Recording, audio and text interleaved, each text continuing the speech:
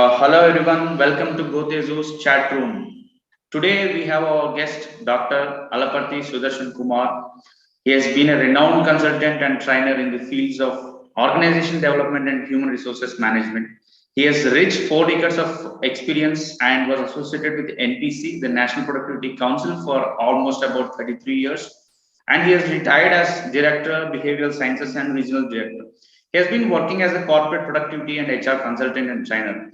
As you must be knowing, NPC is the largest techno-managerial consultancy, training and research organization established under the Ministry of Commerce and Industry, the Government of India body. It aims to promote the productivity in all sectors of economy. Dr. Alaparthi has been associated with APO, the Asian Productivity Organization, Tokyo, Japan, as well as HR technical expert. And he has participated in various projects and training programs organized for APO member countries. APO, to give a background, it's a nodal organization in Japan, and where in all the NPOs of all Asian countries are members of APO, and NPC is one of them. Doctor has played a very key role in assisting various progressive organizations in the core sectors of economy through the consultancy and training in productivity and the human resources. Now, the major thrust of his studies and service was on few things like the reviewing and designing of the performance evaluation systems, the organizational health assessment, functional expectation mapping, HRD systems design and audit. Welcome to our show, sir. Thanks a lot for accepting our invite to be part of the Gotezu's chat room. While this is just a brief, we wanted to hear from you, sir. Thank you, Mr. Siras. It is also a pleasure for me to be with you. Yes, sir. So while this is just a brief about you, sir, I wanted to highlight some of your major achievements, if you allow. Yeah, please. So, guys, like Doctor has been like associated with the UNIDO as expert, and he has trained a lot of industry officials in Colombo, Sri Lanka on management of the energy use.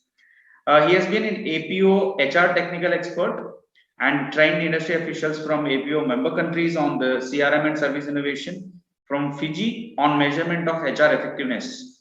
And he has presented a paper on HR initiatives and manpower rationalization as a HR expert at Muscat and Riyadh in the Kingdom of Saudi Arabia.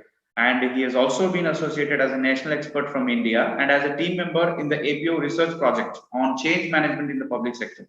Endless list, sir. He is a member of Indo-Yugoslavia project on participative management and self-management and conducted various teamwork culture development programs in multiple units of one of the major power corporations in India.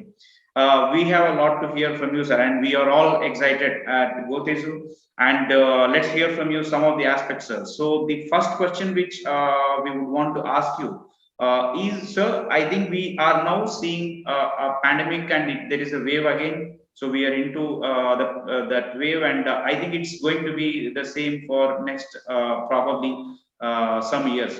Having said that, we want to hear from you on the significance of the HRM to the industry in the post-pandemic. What are the challenges that we are facing, and then what can be the roadmap of how the HRM can be utilized in a better way in the post-pandemic situation, sir? Thank you, Mr. Siras. Hope my voice is more audible. Yes, sir. You're all. Yeah, fine. So it is a really great honor to me to be here to deal on the subjects which are more relevant in the present context, particularly as a member of HR. And the way the things have been going on since, I think, December 2019, when the pandemic started. True, it is the COVID pandemic has made tremendous impact on the economy. The entire world, in all the sectors of economy, it has forced many organizations to close. Thousands of the people were on the lockdown, and millions of people have to work from home. The trillions of dollars of economy is lost because of the people do not have work, or they are not able to go and make the purchases as they, and there is a tremendous change in the lifestyle where it has got an impact on many of the manufacturing and service sector organizations. Rightly said, sir. So this sort of an impact. When the organizations are struggling, the various the disciplines of the management, they also were quite disturbed, and particularly here I would like to mention the HR. It is a blessing in disguise, in the sense it has become more stronger. The relevance of the HR to the post pandemic situation, really it has become very vital, and which was considered for quite a long time as a secondary and supportive discipline, has now become as a vital nuclear discipline and more of a holistic discipline here. Why in the sense is, as you know, this pandemic has forced the people. Few things are, the people started working from home, and managing these people working from home and with tremendous mental and physical pressures on them, and working at a distance from the organizations and also the clients. It's not a normal thing and easy task for the managements. Here comes the role of a HRD. HR department, how they could able to initially, true, yes, we were disturbed a lot. But the thing is, you have seen, every one of us has seen that slowly, normally, things have taken a shape, and slowly for the last 1 year, if you have been observing that, the people started working. So organizations started performing. And the question of 3 aspects, that is viability, growth, and sustainability. So this has become a challenging aspect to the organizations. I think here the HR department has really geared up and proved that this is going to stay, and this is the discipline of the organizations, which has gained a significant significance, and people should consider it as a holistic concept, because the HR is not going to be only a one person, one department discipline in the future.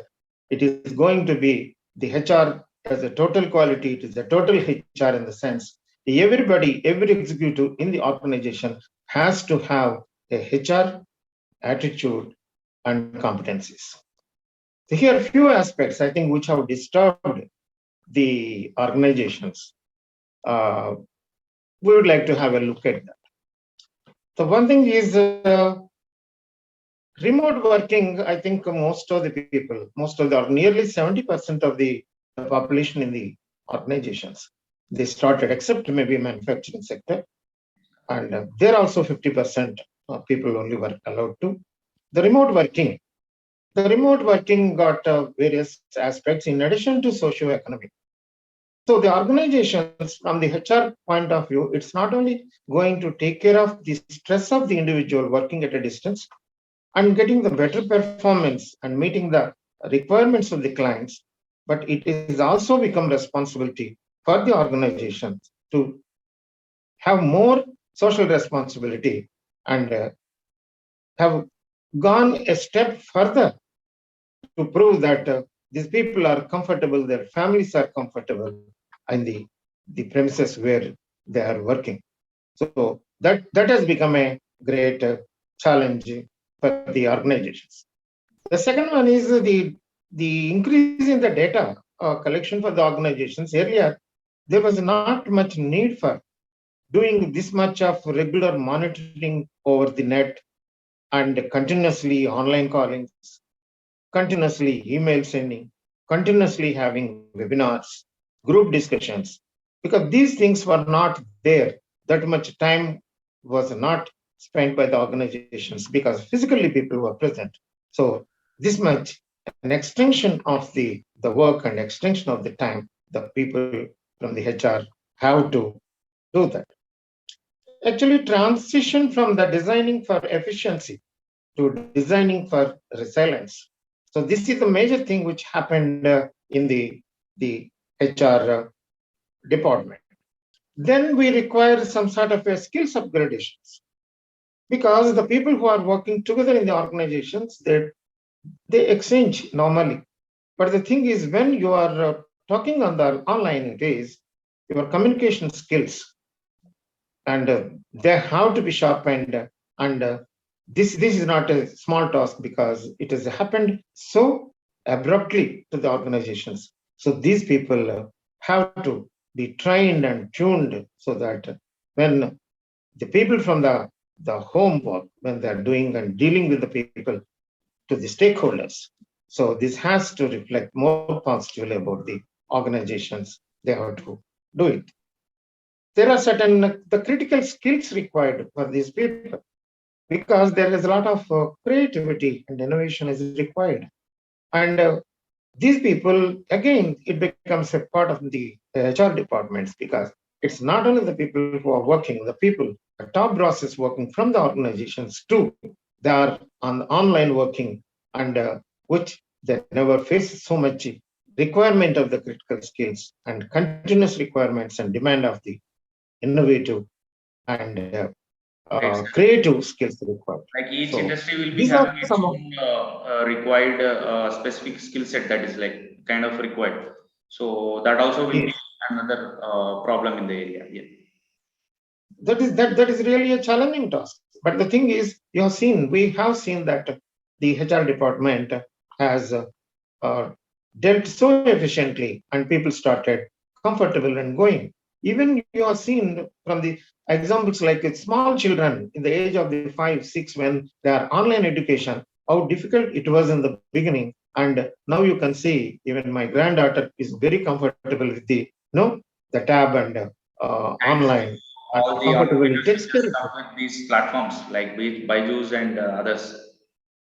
So in addition to, there are vast negative aspect, but there are positive aspects particularly. But this has become a challenging task only for the HR department, and the HRM has become more stronger, more vibrant in the present conditions. I think in one way, it has the post-pandemic and the pandemic has really sharpened the skills of the HRM and made it more prominent in the organizations. Okay, thanks, sir, for highlighting the aspects of the focus should be on the viability, growth, and sustainability, and that's where the objectives of the HR department will be. And like, thanks for highlighting on the remote working aspect, how we have evolved, and the kind of the data increase of the data, and then the transition from the we are like thriving to design for efficiency, and then skill upgradation, and then all those specificities come under different sectors, right? And also, Yes. you've given us about the LMS and other online platforms, which may also be kind of reviewed to better it. Now, like it's become. In addition to that, sorry, in addition to that, actually, the technical skill upgradation and updation, not only the soft skills. Soft skills were inevitable, actually, for the department to take care of it. But the technical skills of the people in going online, so that was also a huge task, because keeping in view of the spread of the people in rural, semi-urban areas, where the people have to be dealt with, where there are the problems of the internet connectivities and affordability of technology and transmission of the wireless. These are the issues which are not directly connected, but the thing is that how to be kept in mind, while it is again has become a responsibility for the HR department to take care and provide the total solutions and training to the people concerned. Rightly said, sir. Rightly said. So we'll move to our next question, sir. So it has become a really challenging for the corporates and especially the leadership. If you see, like they have been questioned to a major extent about the the new normal, that itself is a surprise for all of us. and then we have the pandemic itself is a surprise, and then we have come up with adopting to it, and we call it new normal. But I could see since from past 1.5 year or more than that, we have been tackling this, but still we still face a lot of challenges when it comes to adoption of new techniques. And the way forward in the new normal, we want to understand what is the leadership changing perspective. So can you highlight some of these challenges, and then how and we can plan to make it a better place when it comes to the leadership, sir? Yeah. No, Che, the leadership is, I think, one of the most vital areas, because it is, in fact, it is running the organizations. It is.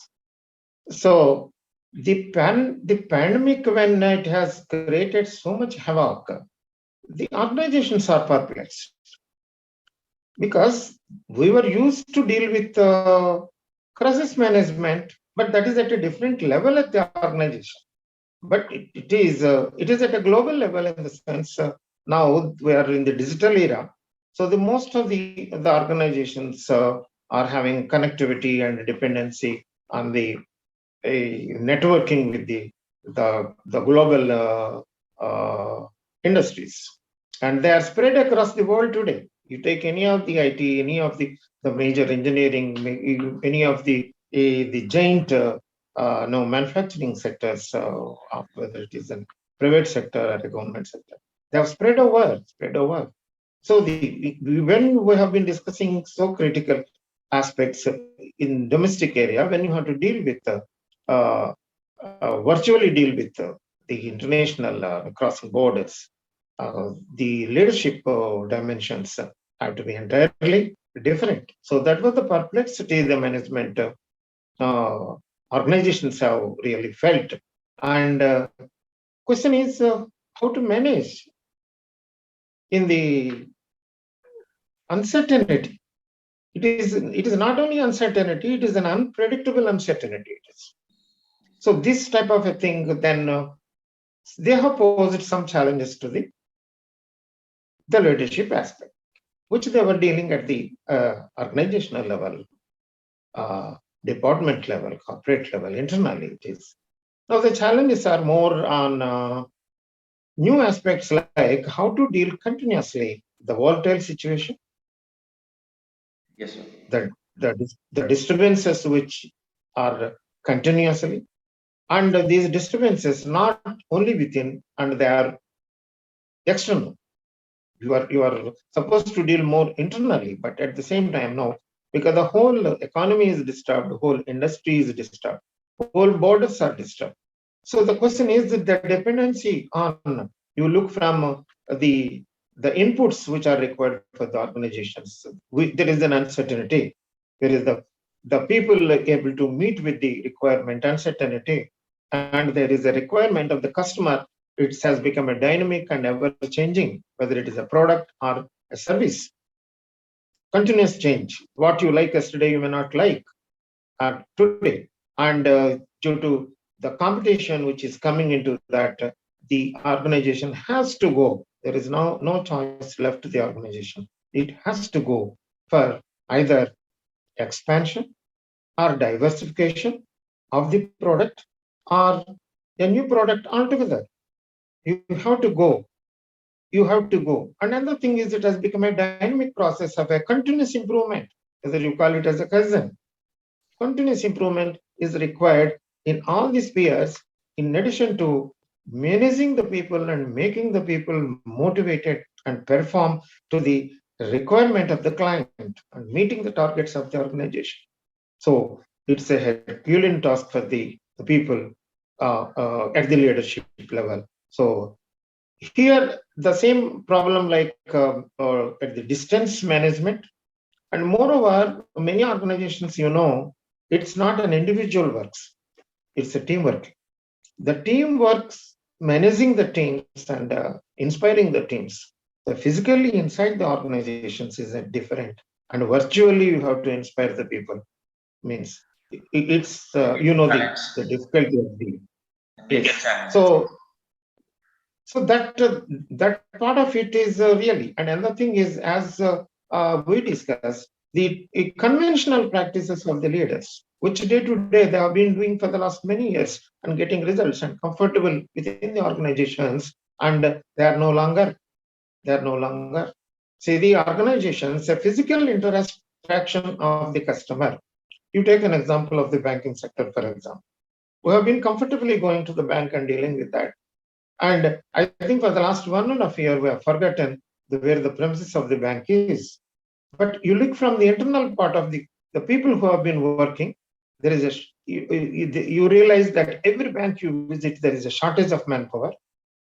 There is a physical shortage. People have left, people are removed, people are sick, and people are not equipped to deal with. So these are the constraints which they have, but at the same time, customer online demands. Because online means actually physically you can work from 10 to 3 o'clock. The bank can say. But online you are almost 24/7. Anytime you can send a message, anytime you ask for a clarification, whether they see it or not. So these demands are, unprecedented to the organizations. And so these people working inside and the branch managers, whenever you meet, and the managers in the purchase departments, managers in the international exports, you people at the marketing, particularly the marketing, the physical marketing going abroad left and right. But it is again on the virtual basis, you have to do marketing of the product and the deliverability of the product, quality inspection of the products. So you see the various aspects on which how to make your people ready for meeting these demands from various sectors, and ultimately keeping the product going, service going, at the same time the maintaining the quality and credibility of the organizations and building up for the future is the greatest challenge for the leaders in the organizations today. So very widely covered, sir. We could see the most vital areas on the aspects of networking, and then the unpredictability, the uncertainty that is associated in these days during the pandemic, and then the dependency of various processes, and the various other stakeholders like the clients or the vendors, and there is a lot of challenge in the expansion, and then maybe diversification should also be like coming up, as you said. We also heard about the teamwork, how it was, and then how it evolved over a period of time. And this is definitely a challenge for the leaders to showcase that particular ability, and to motivate them towards the physical marketing aspects as well. So we are at a stake, and we need to motivate as leaders to our own people, and make them ready to face all the aspects and still achieve the quality and the credibility for the betterment of the organization. Thanks a lot for that input, sir. Now we'll go to the next question, which is on. Mr. Siraz, sorry. There is one more point I would like to add here when we are talking about the leadership challenges, particularly. Yes, sir. Always the organizations, they do require three fundamental aspects. In fact, initially two fundamental aspects. They're called as the vision and mission. That is. And earlier, routinely, if you are comfortable for a long time with the same production, even before, I think, before the pandemic also, there are two things entered into the disturbed the industry or added value later. Is one is an automation, and second one is an artificial intelligence. This came up prior to the pandemic, but after this post-pandemic era, for the last 1.5 years, the applications of these two have gone to, I think, the limitless levels, because recently I heard that in the restaurant you go, the robots, they are serving the food, to that level. And the home-wise, even the medical disbursement is done by robots.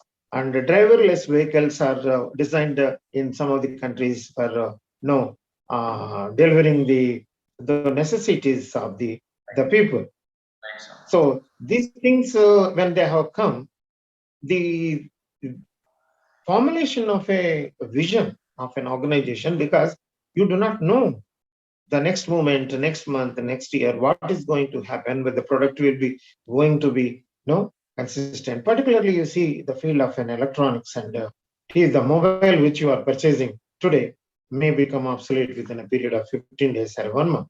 That means your improvement, innovation has to be a continuous process. If that is so, predicting the requirement and putting where to go and what to reach as a visionary statement, it requires a high degree of conceptual skills for the leaders to have it. And I think the long range plans have to be shortened a little bit because of the complexity involved and ever changing dynamics of the situation in the business.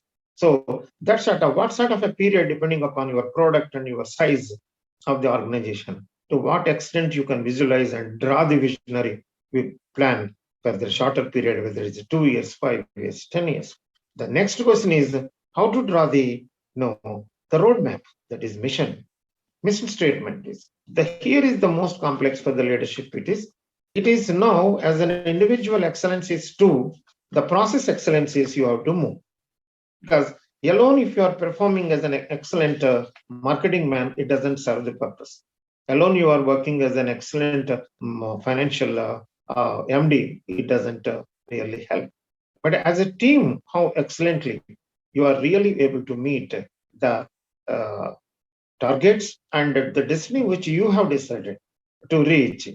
That means it is an individual product to process.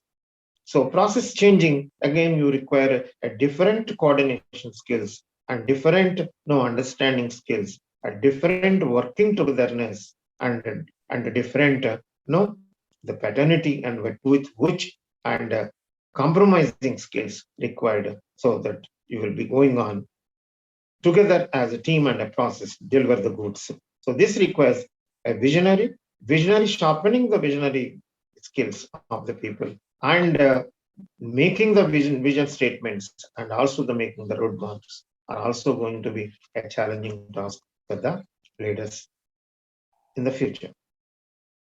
I think these are really going to be a lot of learning words from you, sir, for the leaders out there. So, yeah. So we will move to the next question, sir, now. Yeah, please. We feel that we see a lot of entrepreneurs are coming up with a lot of promising ideas. So, be it in the product innovation or service innovation, people are coming up with various, activities where they're trying to shape up with a startup, and then there are many successful people. But a lot of these experienced entrepreneurs, they have felt that they see a lot of struggle in the training space as such. So, how do you look at the training as per the present context now? We are in the pandemic, and then we have to deal with a lot of other aspects in the coming years as well. And do you have any specific reference to the new startups and say how the role of training will be, to look at what are the major problems that as an industry we are facing, what can be the way forward, and any usage of the tools like the LMS and other stuff. There are a numerous number of LMS and the platforms for training also, which are available today in the market. Can you give some view from your side, sir? A very interesting and a very relevant question indeed. This is the startups. I think when you look back before the pandemic, and within the last 2 years, and within the last 1 month, if you are looking at, and few months, if you are looking at the speed with which the startups are emerging, particularly, I think we are going to, I think 2030 target, the India is going to be the #1 country in the world. I think it's not a far dream, because so much innovation, so much creativity of the people, young talent of the country is coming up. But the thing is, as I said rightly, it's not that all the startups which are starting, they are able to be successful. Only the certain percentage, and we have to really segregate which are more value added startups to the present economy, and those startups have to be encouraged and promoted. Yes. Generally, as you know, the startups, why startup even in Infosys, like an organization, like any top organizations, they started with the 3 people and 4 people, 5 people. And they have gone into the corporations that spread across the world, which is. But even the smart startups, when you are doing it, it is earlier, it is the people who are graduated or something and who got a family background of business and who got good money for investment. They used to think they can become an entrepreneur. I think presently that's not the concept it will work. It is not most of the time. Actually, you require the brain, you require creativity, you require a concept, and you require the concept has to have a future. So these things becomes much more, and you got the capability to convert your idea into reality. So these are the things which are tested, and I think the funding is not a great problem. I think as you are seeing, I think frequently daily we are seeing that I think Shark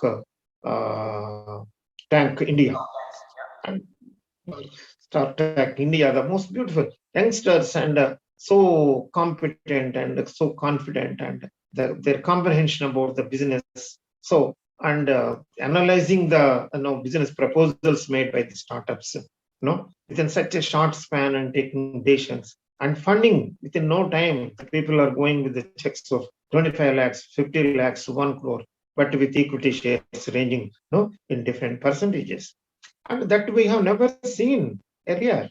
So that means the startups are going to be there and going to be there continuously, and the tremendous progress and demand will be there, and future is there. But the question is, what do they need for the survival and growth? It is the knowledge. Actually, the most of it is better to have the combination of the skills when you are becoming the partner, because it is not possible. Earlier, one person can run the organization to some extent, but now better you can have people, 2-3 people, or the small group of people combining together who can take care of. One can be very good conceptual, technical knowledge about the product manufacturing, and one should be very good in digital marketing, and one should be very good in the analytics part. So that means actually when you come out of that after the room, after getting the funding, immediately it is proposed. I think the upgrades or something like that, which is coming to train you further in digital marketing and analytics like that. That means now it's the right point actually we are coming through, since we are talking on the platform of voters, which got, thousands of the people in different disciplines and domains are available. And the starters, which are, starting the startups, the people who are entrepreneurs, young entrepreneurs, they got good knowledge, sufficient knowledge to start up. But the thing is, they require a lot of sharpening up and continuous learning, and unlearning is required. So in that case, I think they should use platforms like Gotis and select the domain experts which are available, update their knowledge continuously, and so that your comprehension of the total business will continuously enhance, and you will be able to be viable and grow and sustain. So here you require that sort of the recently advanced technical knowledge is one.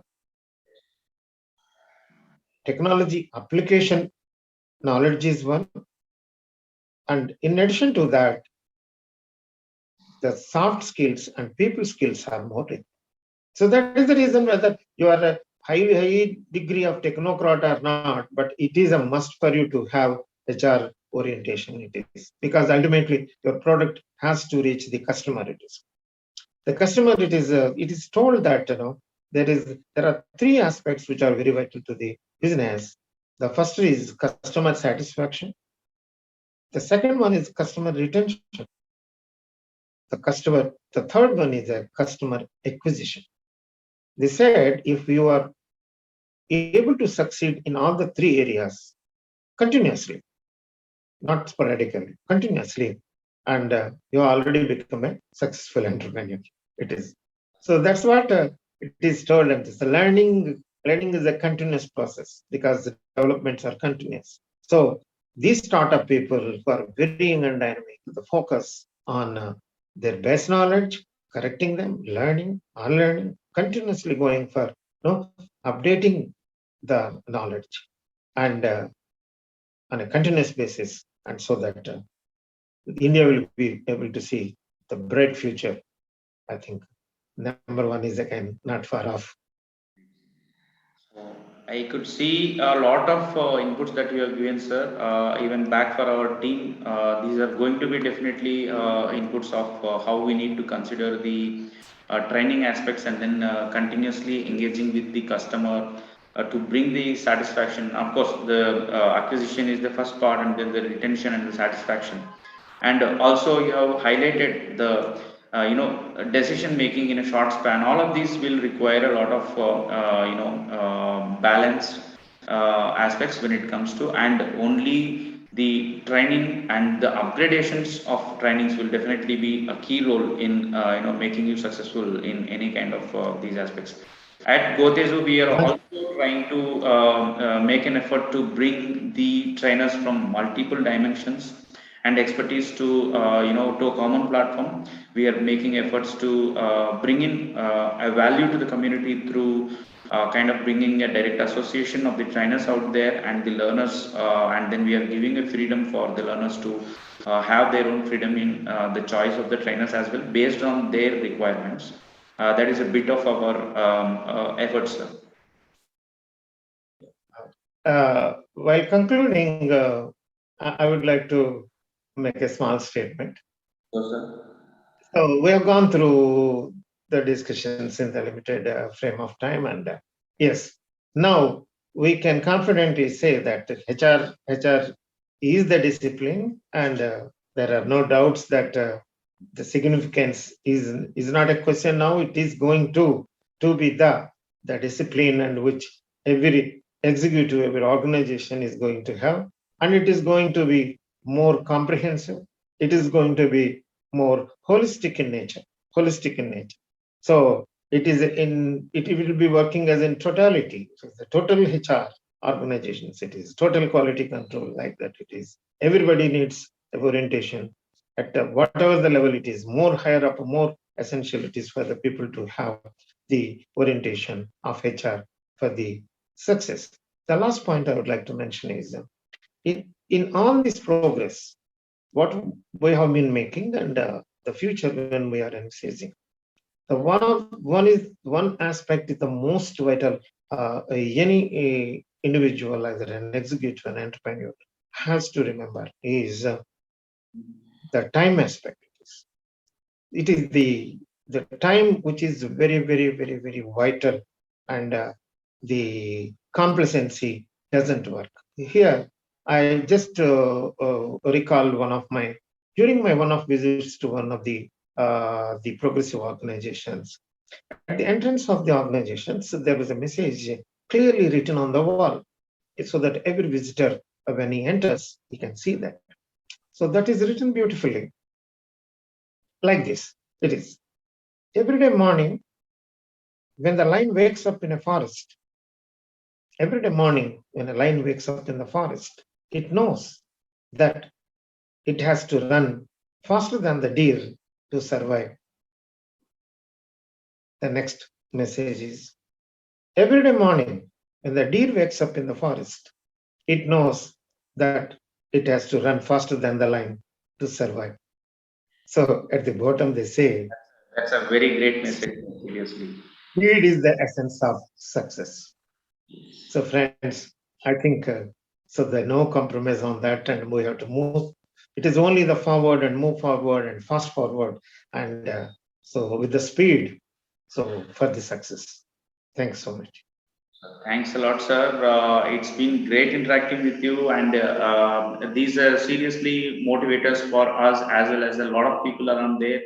And thanks for accepting our invite. Even you are having a very busy schedule, and then thanks for making time for this. And we wish you a very great day ahead, and we will come back with a different topic very soon. And that's it, guys, from the Gotezu chat room. Signing off, me, Siraj Udekla, from Gotezu team with Dr. Alapati Sudarshan Kumar sir. Thanks a lot, everyone. Thank you. Thanks for watching. Thank you, sir.